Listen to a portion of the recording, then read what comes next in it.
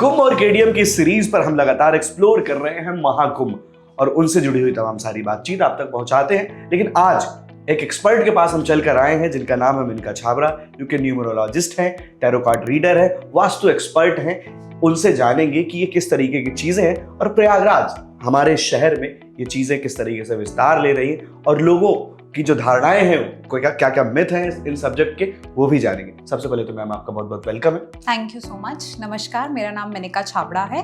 मैं tarot card reader हूँ, vastu expert हूँ एंड न्यूमरोलॉजिस्ट हूँ। I have been practising the streams from last 8 years and कोशिश करती हूँ लोगों को हेल्प करने की थ्रू ऑल दीज मेथड्स, उनकी लाइफ में क्लैरिटी लेकर आने की, उनकी लाइफ को बेटर अलाइन करने की। ओके, सबसे पहले तो मैम वास्तु और न्यूमरोलॉजी और टैरो कार्ड रीडिंग है क्या, इसको कैसे समझ सकते हैं?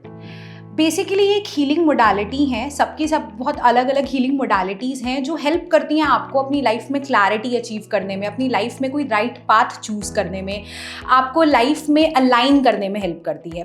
बेसिकली आप अपनी लाइफ में अगर कुछ अचीव करना चाहते हो तो कौन सा रास्ता आपको चूज़ करना है वो हम इन मोडालिटीज़ के थ्रू आपको गाइड करते हैं। Every modality has a very different respective meaning and आपकी लाइफ में उसका एप्लीकेशन बहुत हेल्प करता है आपको रिट्रैक करने में, अपने थॉट्स को सही डायरेक्शन में फोकस करने में and eight the same time जो आप चाहते हो अपनी ड्रीम्स को, अपने गोल्स को अचीव करने में। तो मैम अगर न्यूमरोलॉजी से शुरू करें फिर हम लोग वास्तु और टैरो कार्ड रीडिंग पे आएंगे, क्योंकि नंबर्स का बड़ा खेल रहता है। नंबर्स को लोग समझना चाहते हैं कि हम लोग जब बात करते हैं तो डीओबी मतलब डेट ऑफ बर्थ जो है वो बहुत इंपॉर्टेंट है। यहीं से स्टार्ट करते हैं, डेट ऑफ बर्थ की क्या इंपॉर्टेंस है और कैसे किसी का फेवरेट नंबर होता है, ये कैसे? देखिए, न्यूमरोलॉजी इज अ साइंस जो आपके डेट ऑफ बर्थ पे बात करती है। न्यूमरोलॉजी एक ऐसी साइंस है जो बेसिकली आपके डेट ऑफ बर्थ के बारे में हमें विस्तार में बताती है। हर जो डेट ऑफ बर्थ होता है वो पर्टिकुलर वाइब्रेशन या एनर्जी होल्ड करता है जिससे उस इंसान का कैरेक्टर, उस इंसान की डेस्टिनी, उस इंसान के एक्शंस बनते हैं, प्रेडिक्ट होते हैं। सो न्यूमरोलॉजी इज समथिंग जिसको हम ज्योतिष अंक भी बोलते हैं, एक इस तरीके का साइंस है, एक साइंस है न्यूमरोलॉजी जो आपके ग्रहों के साथ आपका अलाइनमेंट बताता है कि कौन सा ग्रह आपका आपके लिए फेवरेबल है, कौन सा ग्रह थोड़े से चैलेंजेस आपकी लाइफ में क्रिएट करेगा और किस तरीके से उन ग्रह की वर्किंग के साथ हम लाइफ को थोड़ा सा बेटर एंड स्मूथ कर सकते हैं। मैम नंबर्स पे ही बात करें, ऑड नंबर, इवन नंबर, थोड़ा सा 1 to 9 या 0 to 9 नंबर्स होते हैं। तो डेट ऑफ बर्थ अगर जिसका मूलांक 1 है या वो कहेंगे कि हाँ जी, तो उसको कैसे समझ सकते हो? बिल्कुल, numerology is combined of 2 major words. आज जैसे आजकल बहुत चल रहा है मूलांक एंड भाग्यांक। मूलांक जिसको हम बेसिकली बोलते हैं बेसिक नंबर, जो हमारा डेट ऑफ बर्थ होता है। जो हमारा डेट ऑफ बर्थ होता है ना, वो एक इंसान की कैरेक्टरिस्टिक्स बताता है कि वो इंसान कैसा होगा, उसका नेचर कैसा होगा, क्या ट्रेट्स हैं, क्या खूबियां उसके अंदर, क्या कमियां हैं।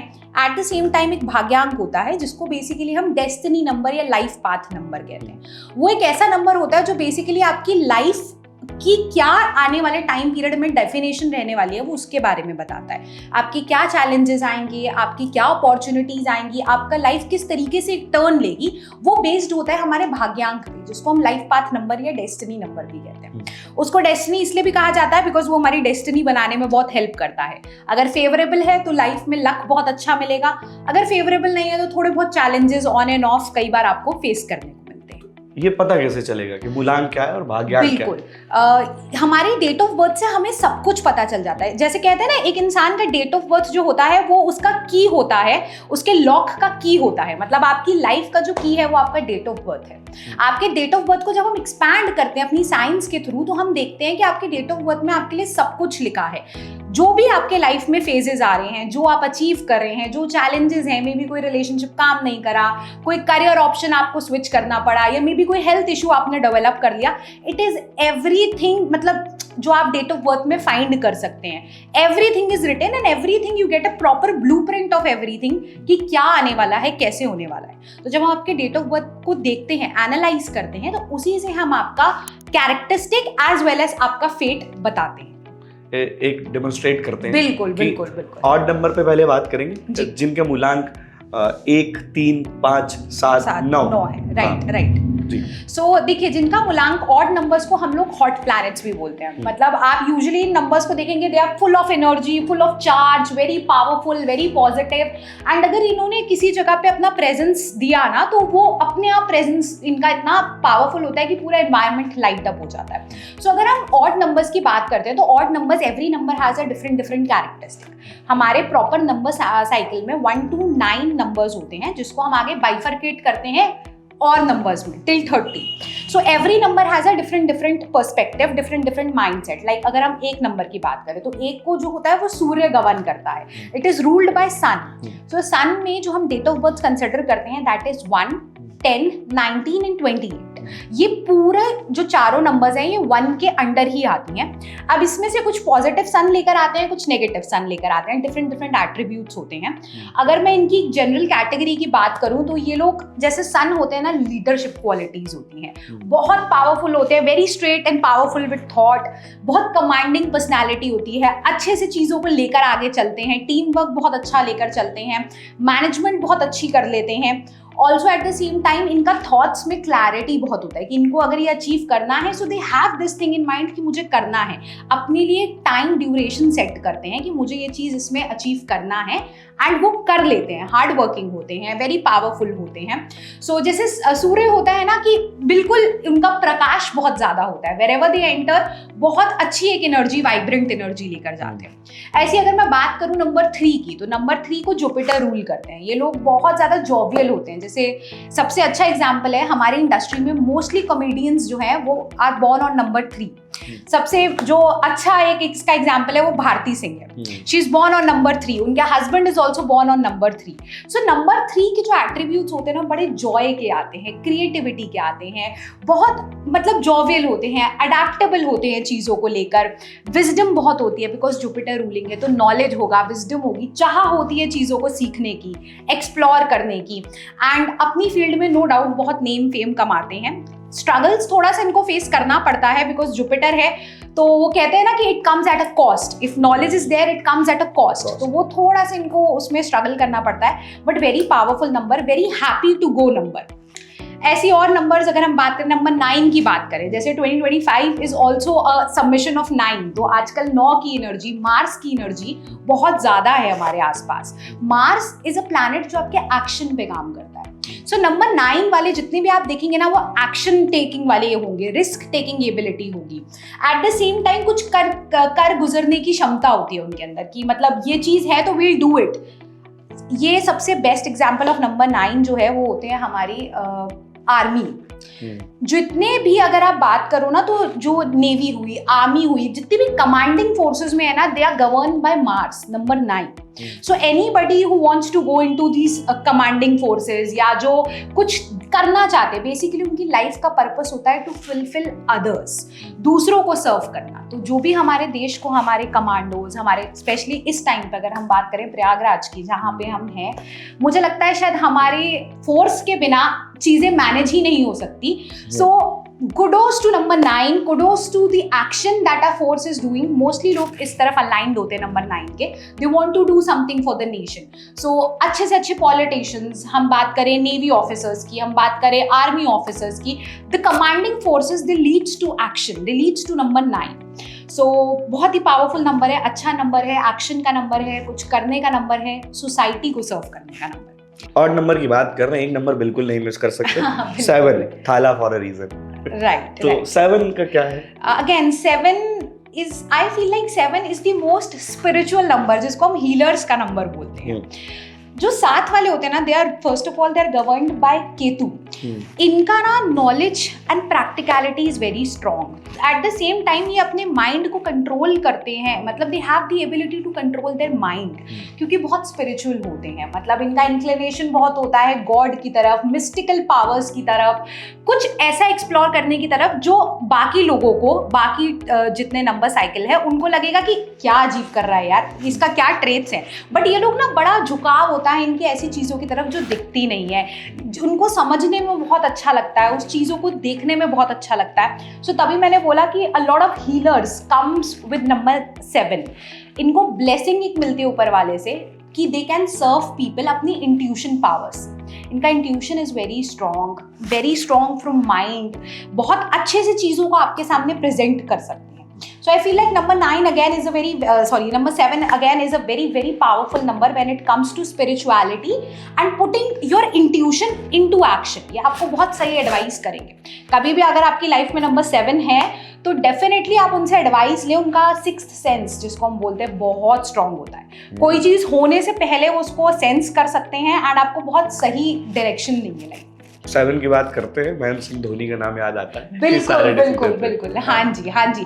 Very powerful, very mindful. And ये लोग ना, मतलब इनका पर्सनैलिटी इतना काम होता है लेकिन आप समझ नहीं सकते कि बैक ऑफ द माइंड इनके क्या चल रहा है. बेसिकली एकदम आपके सामने बहुत सटल, नाइस, सिंपल पर्सनैलिटी होगी, लेकिन जब आप इनका थॉट्स देखोगे ना तो आपको यकीन ही नहीं होगा कि ये आदमी इतना बारीकी से सोच सकता है या इस तरीके की थॉट प्रोसेस ये आदमी अपने संग रख सकता है.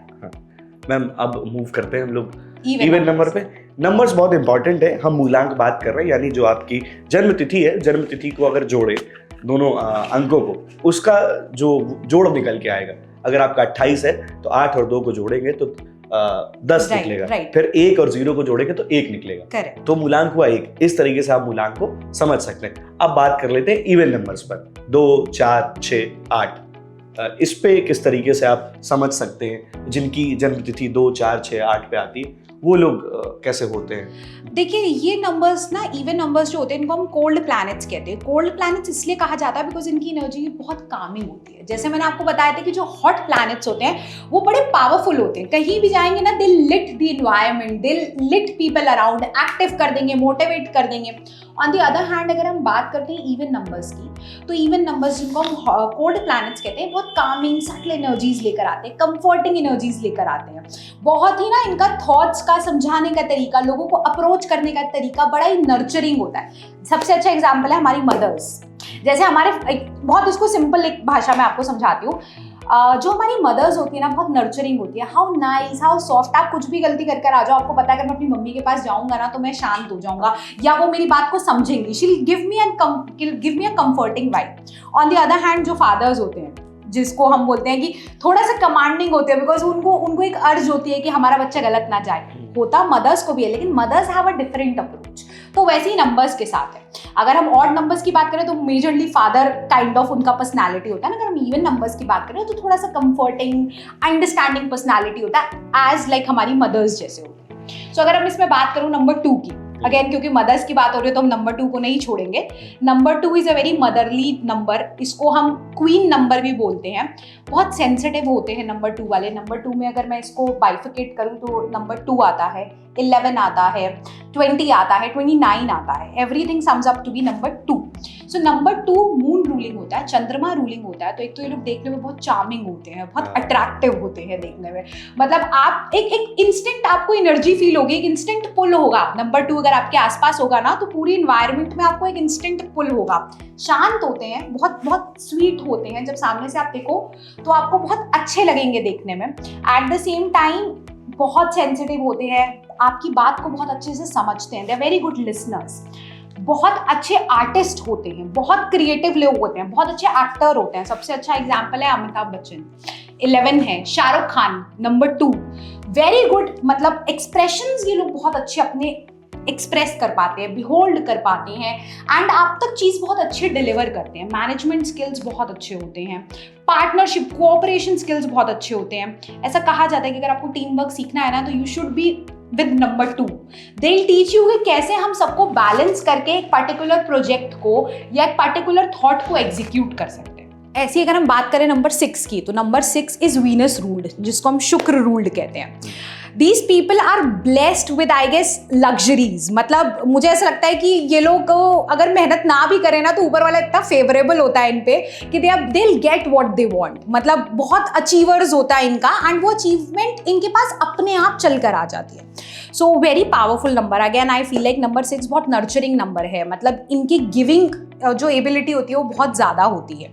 But at the same time number 6 की एक नेगेटिव पावर ये भी है कि इसको हम वॉर नंबर भी बोलते हैं. इनको सब कुछ बहुत मिल जाता है जल्दी, या यू से बहुत ज़्यादा इनको मेहनत नहीं करनी पड़ती, तो इनकी ना माइंडसेट एक बन जाता है कि अगर मुझे ये ऐसे नहीं मिला तो वो थॉट इनके दिमाग में कॉन्फ्लिक्ट क्रिएट कर देगा। सो कई बार आप नंबर 6 को ये देखोगे कि उनकी खुद की एक्सपेक्टेशंस ही उनका ग्राफ थोड़ा सा नीचे ले जाती है, क्योंकि सब कुछ मिल रहा है, बाई चांस कोई चीज नहीं मिली तो वो इतना ज्यादा अपने अगेंस्ट अंदर रेज कर लेंगे, उसके लिए इतना ज्यादा अपनी एक एनर्जी नेगेटिव कर लेंगे, एक्सेप्टेंस बेसिकली नहीं लेकर आएंगे, तो कहीं उस वजह से थोड़ा सा नंबर 6 ना वॉर नंबर में चला जाता है, कलेश ज्यादा इनवाइट करता है, या लोग ज्यादातर ना आर्ग्यूमेंट में फंस जाते हैं इस नंबर के साथ। बाकी बहुत अच्छा नंबर है, लकी नंबर है, वीनस का नंबर है, तो आपके पास पैसा बहुत आएगा, आपके पास लग्जरी बहुत आएगी, नेम फेम बहुत आएगा, वेरी, ये लोग को ना बहुत सोफिस्टिकेटेड होते हैं, वेरी ब्रांड ऑब्सेस्ड। जैसे कई लोग हमने देखे होंगे, अगर हमारे ग्रुप में कुछ लोग हैं कि मुझे तो ये चीज इस ब्रांड की चाहिए, या मुझे तो ये चाहिए तो ऐसे ही चाहिए, तो they are associated with number 6, very brand obsessed people. अच्छे दिखे, अच्छे पहने, अच्छा बोले, मतलब ओवरऑल लुक्स इनके लिए बड़ा मैटर करता है। मैम 4 मिस कर गए, 4 मिस कर गए, राइट। 4 द पावरफुल नंबर, जिसको राहु रूल करता है। ये लोग ना आई feel like a very unpredictable people. 4 में हमारा आता है 4, 13, 22 एंड 31। इनका एक सबसे मेन चीज जो हम इनको मतलब एक नाम देते हैं, वो कहते हैं बहुत अनप्रेडिक्टेबल होते हैं। इनको आप सोच ही नहीं सकते इनका नेक्स्ट स्टेप लाइफ में क्या होगा। दूसरा, eight the same time I feel like, मेरा पर्सनल एक्सपीरियंस है कि they have a double personality. ये देखने में कुछ और होते हैं एंड एक्चुअल में जो इनका एक होता है ना माइंडसेट या जो पर्सनालिटी होती है वो बड़ी अलग होती है। सो इनको हम बहरूपिये भी बोल सकते हैं। बड़ी आसानी से ये अपने थॉट्स को कवर अप कर लेते हैं। अगर कोई भी नंबर 4 है ना आपके आसपास होगा तो आपको दिखाएगा फुल ऑफ मतलब प्रॉपर चीजें सॉर्टेड हैं, सटल है, हमको पता है कैसे चलना है, बहुत लॉजिकल हैं। At the back of the mind millions of thoughts and अपने थॉट्स में उलझ के रह जाते हैं। सो एग्जीक्यूशन के टाइम पे नंबर 4 का एक मेजर ड्रॉबैक है कि ये लोग एग्जीक्यूशन के टाइम पे बड़ा वीक हो जाते हैं, सोचते ज्यादा हैं, करते कम है। मतलब कुछ भी आउट ऑफ द बॉक्स एक आइडिया लेकर आ जाएंगे, मतलब आपका दिमाग भी नहीं वहां तक जाएगा, एक आउट ऑफ द बॉक्स एक आइडिया लेकर आ जाएंगे। So whenever you have a friends group and वहां पे कोई ऐसा बंदा है जो बड़े यूनिक आइडियाज देता है, या कोई ऐसा आइडिया देता है जो आप सोच भी नहीं सकते, that particular person belongs to the 4 category. Hard working होते हैं, नो डाउट, डिटर्मिनेशन इनके अंदर बहुत होता है, फोकस बहुत होता है, लेकिन ना ये सोचने में अपनी पूरी एनर्जी ड्रेन कर देते हैं। इसीलिए इनका लाइफ में स्ट्रगल ज्यादा है, अचीवमेंट स्लो हो जाता है, because they are more into thinking rather than doing. Action takers नहीं है, थिंकर्स हैं, रिसर्च करेंगे लेकिन एग्जीक्यूट नहीं करेंगे। इस पे जो सबसे जरूरी क्वेश्चन है, लव एंगल्स की भी थोड़ी सी बात कर लेते हैं, कंपैटिबिलिटी कि किस पे ज्यादा अच्छा है, किसको किसकी तरफ मूव करना चाहिए, जाना चाहिए। अगर कुछ डाउट्स हैं तो आप मोनिका छाबरा जी के इंस्टाग्राम पे जाके पूछ सकते हैं क्वेश्चंस, पर्सनल क्वेश्चंस भी पूछ सकते हैं, ये रिप्लाई करती हैं। डेफिनेटली, बिल्कुल करती हो। तो लव एंगल्स के बारे में थोड़ी सी बात करते हैं नंबर्स पे। देखिए, हर नंबर का ना कंपैटिबिलिटी बहुत अलग अलग होता है, not every number relates well with the other numbers. So इस चीज को ना स्टडी करने के लिए हम पूरे डेट ऑफ बर्थ को समझना बहुत जरूरी है। ऐसे रैंडमली अगर हम आपको बोले कि लाइक फॉर एग्जाम्पल के तौर पे लाइक 5 और 7 की अगर मैं बात करूं, तो ये लोग ना बिजनेस पार्टनर्स बड़े होते हैं, इनके पास बिजनेस लक बड़ा आता है, वो बिजनेस लक बाहर से आता है। दैट मीन्स इनकी आउटडोर अपॉर्चुनिटीज खुल जाती हैं, अब्रॉड की अपॉर्चुनिटीज, या मे बी किसी और सिटी से। सो अगर हम 5 और 7 की बात करें, they are good business partners, but when I talk about relationship, तो 5 और 7 is not a good companionship वाला चीज। Why? Because 5 is more oriented towards earning. इनका मेन फोकस होता है पैसा पैसा पैसा, कहीं से भी आ जाए, मतलब इनका मेन मोटिव है मुझे पैसा चाहिए, प्रॉफिट चाहिए। एंड 7 का पर्पस कि अगर मैं ये चीज कर रहा हूं तो ये कैसे लोगों को हेल्प करेगा। तो इसीलिए ये लोग पैसे, मतलब when it comes to the business partnership तो बहुत अच्छे हैं, लेकिन लव कंपेनियनशिप में मुझे नहीं लगता ये नंबर इतना स्ट्रांग होता, बिकॉज ये एक दूसरे के थॉट्स नहीं समझ पाते, एंड कहीं ना कहीं इमोशनल अनअवेलेबिलिटी की वजह से ये लोग बहुत ज्यादा परेशान होते हैं। अगर हम बात करें 1 और 2 की, 1 और 2 is a very good combination, इसको हम राजयोग भी बोलते हैं। 1 इसलिए क्योंकि लीडरशिप क्वालिटीज बहुत है, 2 इसलिए क्योंकि कोऑपरेशन है। सो 1 और 2 अगर पार्टनर्स हैं तो मुझे ऐसा लगता है कि अच्छा अंडरस्टैंड करेंगे। अगर एक आदमी लीड करना चाहता है तो दूसरा आदमी सबको समेट के चलना चाहता है। सो कहीं ना कहीं 1 और 2 is a good combination when we talk about compatibility. Similarly अगर मैं बात करूं तो और नंबर्स में, जैसे 4 is a very good combination, 4 relates very well to number 6। जैसे हम लोगों ने एक्सपीरियंसेस में देखा है, नंबर 4 पीपल को बहुत अंडरस्टैंडिंग मिलती है नंबर 6 पीपल के साथ, क्योंकि नंबर 6 की जो ओरिजिनल वाइब्रेशन होती है ना वो बड़ी नर्चरिंग होती है, वो सबको ना मतलब एक मदरली वाइब देते हैं। So number 4 most of the times misunderstood होता है, लोग समझ नहीं पाते नंबर 4 को। तो इसीलिए जो नंबर 6 की एनर्जी होती है ना वो इतनी ओपन एंड कंफर्टिंग होती है कि नंबर 4 ऑटोमेटिकली अट्रैक्ट हो जाता है टू नंबर 6। सो ऐसे छोटे छोटे कुछ ना कुछ कॉम्बिनेशंस है that we consider good in the compatibility base. बाकी we have to study the complete analysis the birth chart to understand well. Numerology की जब बात आती है तो बहुत सारे क्वेश्चन आपके दिमाग में आते हैं। मेरी रिसर्च और मेरे पब्लिक ओपिनियन के साथ मैं कुछ क्वेश्चन लेकर आया था जो आप सुन रहे हैं। अब जो है मेनका छाबरा जी के साथ हम लोग चलते हैं कि टैरो कार्ड रीडिंग कितनी इंपॉर्टेंट है और उससे कितनी हेल्प हो रही है लोगों की, कितनी क्लियरिटी आ रही है। नंबर्स से तो क्लियरिटी आती है, टैरो कार्ड रीडिंग से भी आती है, लेकिन टैरो कार्ड रीडिंग के कुछ मिथ्स भी हैं। कि हमने देखा है टेलीविज़न पे कि वो इस तरीके से पूरे में फॉग है और कोई ऐसे कुछ बैठा हुआ इस तरीके का एक्शन कर रहा है, तो क्या वो टैरो कार्ड रीडिंग है या उससे कुछ अलग है? ये बताइए सबसे पहले। जी नहीं, टैरो कार्ड रीडिंग बिल्कुल भी वैसे नहीं होती है, बल्कि tarot card reading I feel is the most accurate modality जिससे आपको बहुत अच्छा गाइडेंस मिलता है फ्यूचर के लिए।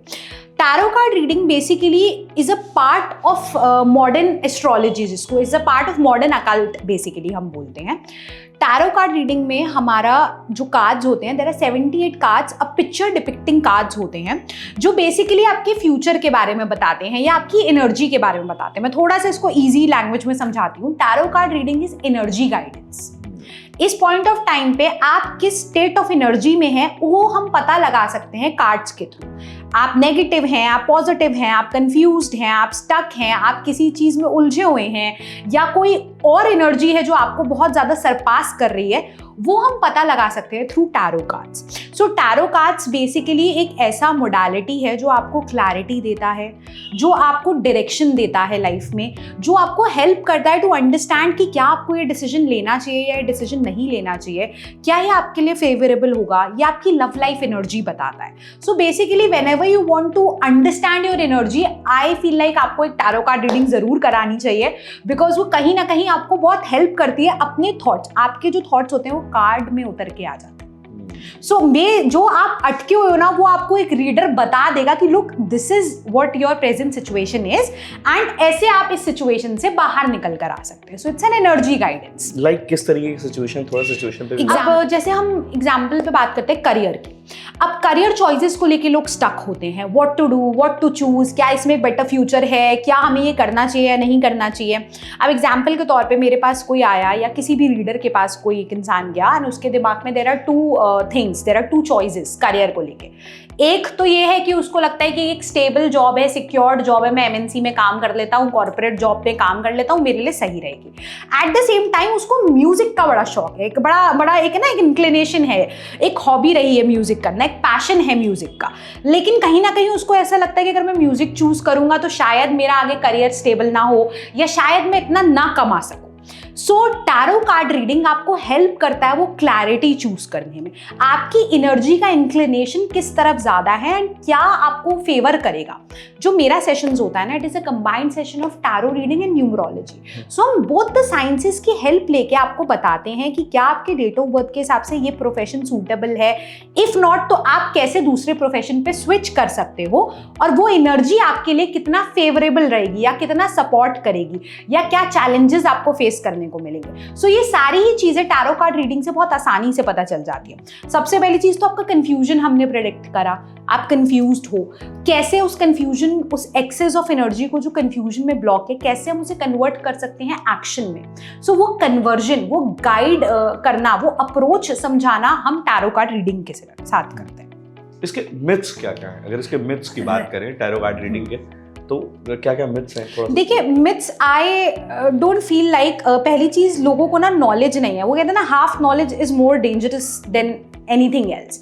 सो जब हम लोग ना कुछ चीजें पिक कर लेते हैं ना, तो हमको ऐसा लगता है कि नहीं यार ये नेगेटिव है, शायद ये आपको भ्रमित कर देगी, शायद ये आपको सही डायरेक्शन नहीं देगी, एंड जैसे कि काफ़ी मीडिया ने, या बोलना नहीं चाहिए, मतलब नो ऑफेंस, बट जैसे लोगों ने इसे प्रोजेक्ट किया ना, इसे बड़ा नेगेटिव फोर्स में प्रोजेक्ट किया है। जैसे आपने ही मुझे नरेट किया कि there is a lady who is doing something, fog आ रहा है, it is nothing to do with it. आपकी एनर्जी को हम बेसिकली गाइड कर रहे हैं। सो एनर्जी पॉजिटिव है नेगेटिव है आपकी है, इससे रीडर का या टैरो कार्ड का कोई लिंक ही नहीं है। वो तो सिर्फ आपको गाइड करेगा कि उस एनर्जी फ्रेम से इफ नेगेटिव तो बाहर कैसे आएंगे, इफ पॉजिटिव तो हम चैनलाइज कैसे करेंगे। तो मिथ मुझे नहीं लगता सच कि टैरो कार्ड रीडिंग में कोई मिथ है। हाँ, बस एक ये चीजें हैं जो मेजरली आपको ध्यान रखने। सबसे पहले तो आप एक ऐसा रीडर चुने जिससे आप कनेक्टेड फील करें, बिकॉज कई बार ना आप कोई चीज सुनना नहीं चाहते हैं, एंड अगर कोई रीडर आपको वो चीज बोलता है ना, या कोई एनर्जी आपके पास उस तरीके से नॉक करती है ना, तो हम कई बार उसको डिनाई कर देते हैं। सो आई फील लाइक कोई ऐसा रीडर चुनो जिसके संग आप कंफर्टेबल हो, जो आपको लगता है कि हाँ, अगर मुझे ये कोई बताएगा या कुछ गलत भी बताएगा तो हम ready to understand and accept. Basically reader का कंडक्ट स्ट्रांग होना चाहिए, जो आई फील लाइक।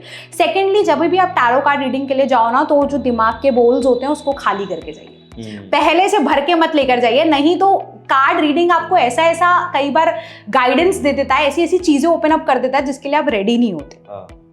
एंड अगर आप रेडी नहीं हो तो I feel like there is no point of going for that session, because card reading is basically understanding your shadow self, वो सेल्फ जो आप देखना नहीं चाहते लेकिन आपको पता है कि है, एंड वही कहीं ना कहीं सेल्फ आपके लिए एक हर्डल क्रिएट कर रही है, आपको आगे नहीं बढ़ने दे रही। जैसे रिलेशनशिप में मैं आपको बताऊं, lot of times people come to me and मेरे को बोलते हैं कि I want a new partner, मुझे आगे बढ़ना है, लेकिन कहीं ना कहीं वो स्टिल स्टक है अपनी पास्ट रिलेशनशिप में, या जो भी उनके संग पास्ट में हुआ। ट्रस्ट इश्यूज बहुत हैं आजकल लोगों को कि हम इस रिलेशनशिप में आगे नहीं जा सकते, वाई? बिकॉज ट्रस्ट इश्यूज हैं, मेरे साथ पास्ट में गलत हुआ था, उसने ऐसा किया तो शायद ये भी ऐसा करेगा। सो जब हम ये चीजें अपने आप में भरते हैं ना, दिस इज एनर्जी। आप क्या कर रहे हो? आप अक्यूमुलेट कर रहे हो। जब आप अक्यूमुलेट कर रहे हो तो वो सिमिलर माइंडसेट आपका बनता जा रहा है। तो कोई अच्छा बंदा भी आपको अप्रोच करेगा ना, आप डिनाई कर दोगे, नहीं बिकॉज पास्ट में ऐसा हुआ था तो ये भी मेरे साथ ऐसा कर सकता है। सो यही कार्ड रीडिंग का एक फायदा होता है कि वो आपकी एनर्जी को, जो डीप डाउन स्टक एनर्जी, उसको निकालता है, दोबारा समझाता है, रीसरफेस करता है। अगर पास्ट में आपके साथ ऐसा हुआ तो उसका रीजन देते हैं हम कि ये पास्ट में क्यों हुआ। अगर आपका रिलेशनशिप एग्जाम्पल के तौर पे इस बंदे के साथ नहीं चला, क्यों नहीं चला, tarot card reading will give you the clarity. जब वो क्लैरिटी समझ में आता है ना, मिलता है, तो पता लगता है कि नहीं, ऐसा नहीं है, हर आदमी ऐसा नहीं है।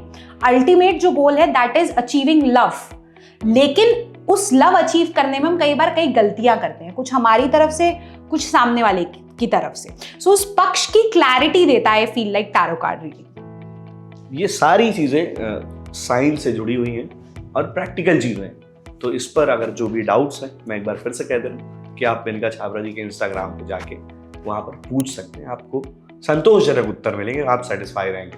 फिर से आगे बढ़ते हैं, अब टैरो कार्ड रीडिंग से आगे बढ़ते हैं और हम लोग पहुँचते हैं वास्तु पर। वास्तु कितना इंपॉर्टेंट है, और वास्तु पौराणिक काल से चला आ रहा है, परंपराओं की चीज़ों का पार्ट है वास्तु। तो वास्तु को किस तरीके से देखते हैं, और वो जो है ना कि साउथ फेसिंग घर वाला जो मिथ है, उसके बारे में जरूर बताइए। बिल्कुल, देखिए, vastu is basically a balance of 5 elements. भले हमारी सराउंडिंग्स हो या हमारी बॉडी हो, everything is made up of those 5 elements. अगर वो 5 एलिमेंट्स आपस में हार्मनी में है, आपस में को रिलेट कर रहे हैं, एक दूसरे को सपोर्ट कर रहे हैं, तो ऑटोमेटिकली एक इंसान का वास्तु और एक सराउंडिंग का वास्तु बैलेंस हो जाएगा। जहां ये एलिमेंट्स एक दूसरे से डिसहार्मनी में है, ऑफ हैं, फेवर नहीं कर रहे हैं, तो ऑटोमेटिकली उस जगह इन इंसान का वास्तु ऑफ हो जाता है। सो ये बोलना कि vastu is only done for space, में ये नहीं मानती। वास्तु एक बहुत ही, जिसको बोलते हैं ना, यूनिवर्सल थिंग है। Vastu is basically balance of 5 elements. उन 5 तत्वों से हमारा शरीर बना है, उन 5 तत्वों से हमारी धरती बनी है। सो कहीं भी कोई भी चीज, कोई भी तत्व ऑफ है तो वो हमारे वास्तु को भी एंड हमारी सराउंडिंग के वास्तु को भी ऑफ कर देगा। सो वास्तु में basically we predict the energy उन एलिमेंट्स की, एंड कैसे उन एलिमेंट्स को हम ठीक कर सकते हैं ताकि आपकी सराउंडिंग्स एंड आपका खुद का बॉडी अलाइन हो सके।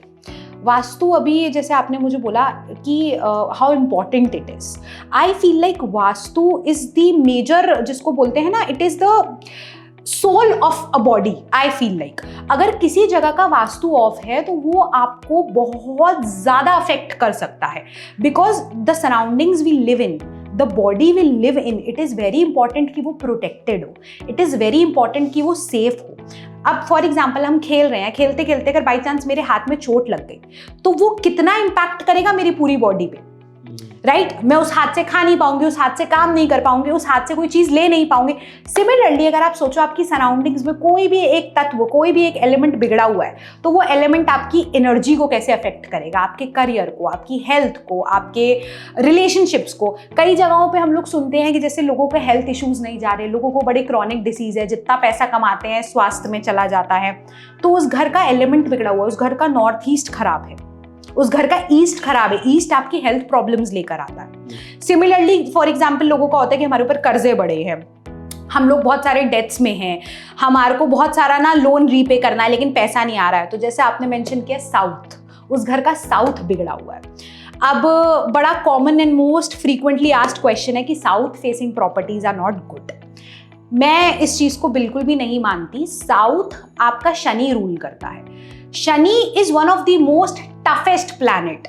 ये बहुत सारे चैलेंजेस लेकर आता है आपकी लाइफ में, बहुत सारे हर्डल्स लेकर आता है, लेकिन सबसे ज्यादा सक्सेस भी आपको शनि देता है। Most of the successful people belongs to Shani, उनका शनि रूल कर रहा होगा। अगर वो सक्सेसफुल है तो शनि रूलिंग है, तो साउथ फेसिंग प्रॉपर्टीज को शनि रूल करता है।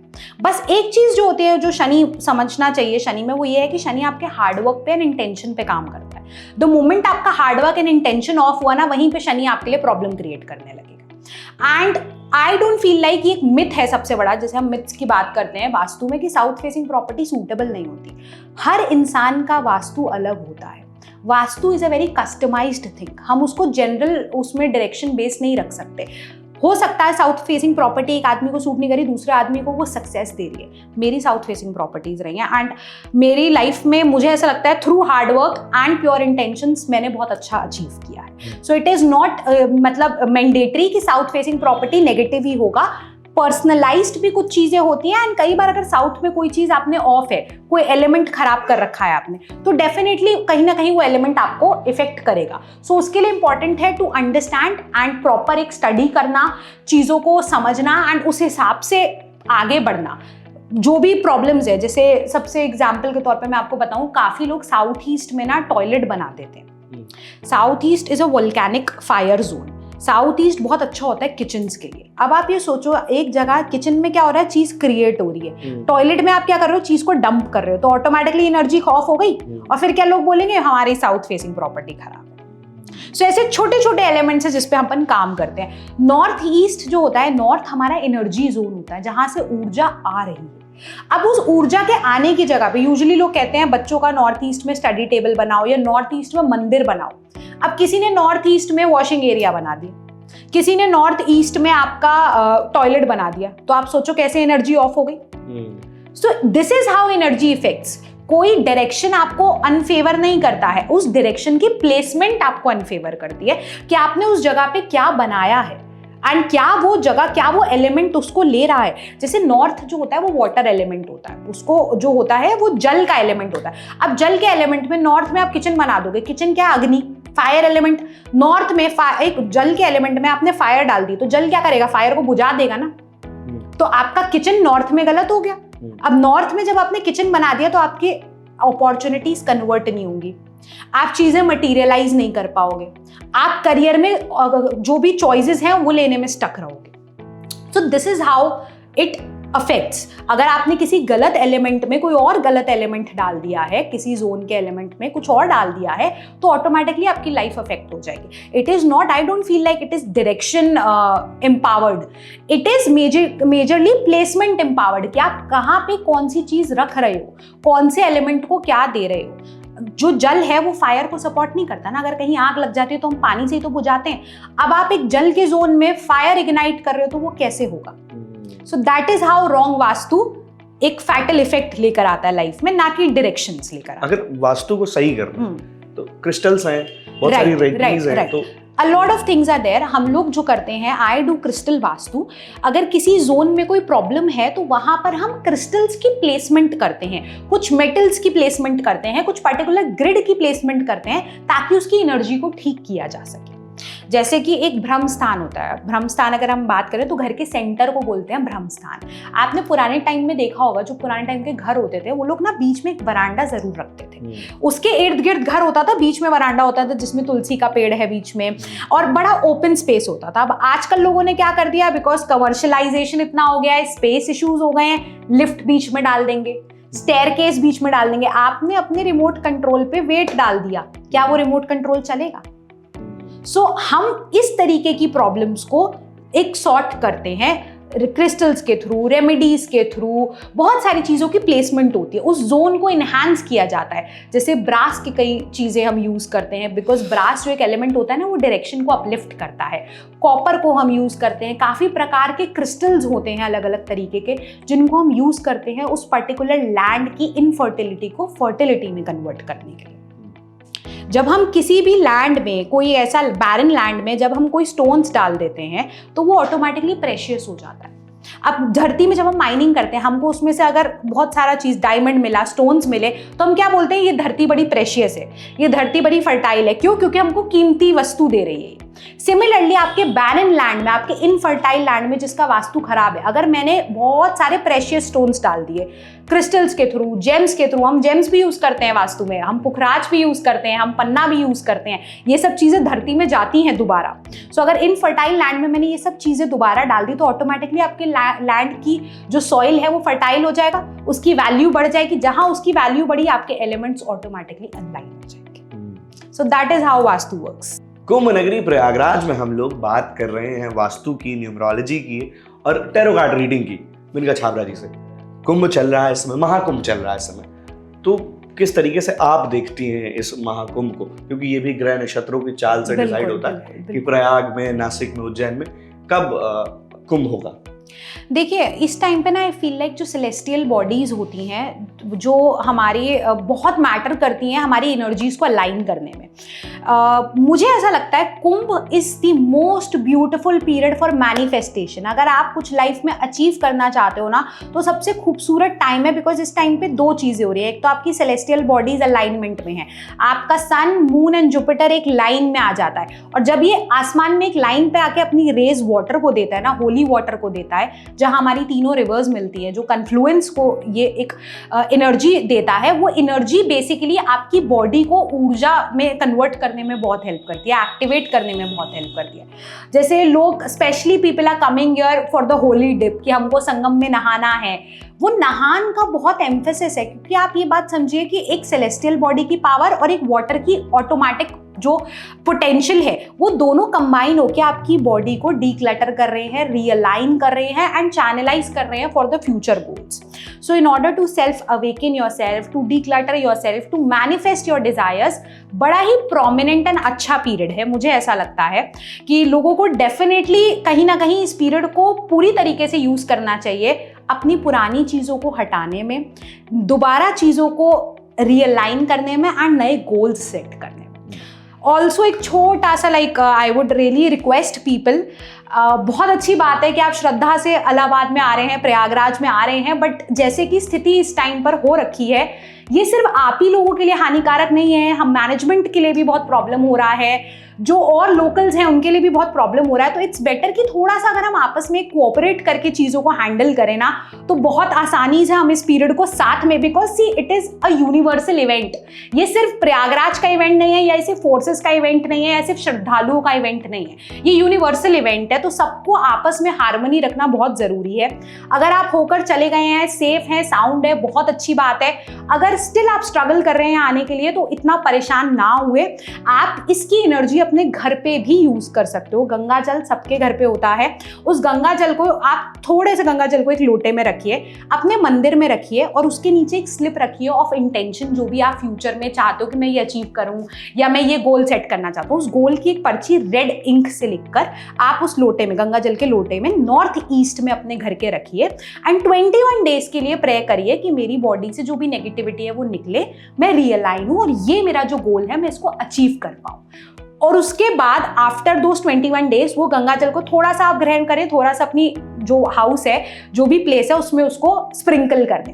ऑटोमेटिकली वो पॉजिटिव एनर्जी आपके घर पे आ जाएगी, बिना या आए प्लीज अपने आप को सेफ रखना बहुत जरूरी है इस पॉइंट ऑफ टाइम पे, एंड आपस में कोऑपरेट करना बहुत जरूरी है, because it is a universal event. ये सिर्फ एक पर्टिकुलर जगह का इवेंट नहीं है। सो दिस इज हाउ आप ऐसे भी कुंभ की एनर्जीज, महाकुंभ की एनर्जीज अपने घर में, अपने ऑरा में यूज कर सकते हैं। इन सारी बातचीतों के बीच में एक बात बहुत इंपॉर्टेंट है कि हम जहाँ पर ये पॉडकास्ट शूट कर रहे हैं, जो बातचीत आप तक पहुँचा रहे हैं, वो प्लेस है जो आपने बना के रखी है, ये पूरा स्टूडियो है राइट, जहाँ पर हीलिंग की, रेकी की, टैरो कार्ड रीडिंग की तमाम सारे सेशन होते हैं। तो ये किस जगह पर है, इसके बारे में बताइए। अगर प्रयागराज जो लोग आ रहे हैं या प्रयागराज के लोग हैं या विजिट करना चाहें तो यहाँ पहुँचे कैसे? ये बेसिकली हमारा एक हीलिंग स्टूडियो है, बहुत ही न्यू कॉन्सेप्ट है for east UP I guess, not only Prayagraj. यहाँ पे आपको हर तरीके की रेमेडी मिलेगी, कंसल्टेशंस मिलेंगे 1-on-1, क्रिस्टल रेमेडीज मिलेंगी एंड बहुत सारी हीलिंग सर्विसेज मिलेगी। हमारा ये स्टूडियो लोकेटेड है मीरापुर में, गुरुद्वारा, मीरापुर गुरुद्वारे के पास। Sabzi mandi is the nearest landmark जो आप फॉलो कर सकते हैं to reach our location, and you will find us there. बहुत ही पॉजिटिव स्टूडियो है, एक एम के साथ बनाया कि जब आप यहाँ आए तो आपका सारा तनाव अपने आप रिलीज हो जाए। एक ऐसी एनर्जी से इसे क्रिएट किया गया है कि चीजें आपको आते ही बहुत पॉजिटिविटी।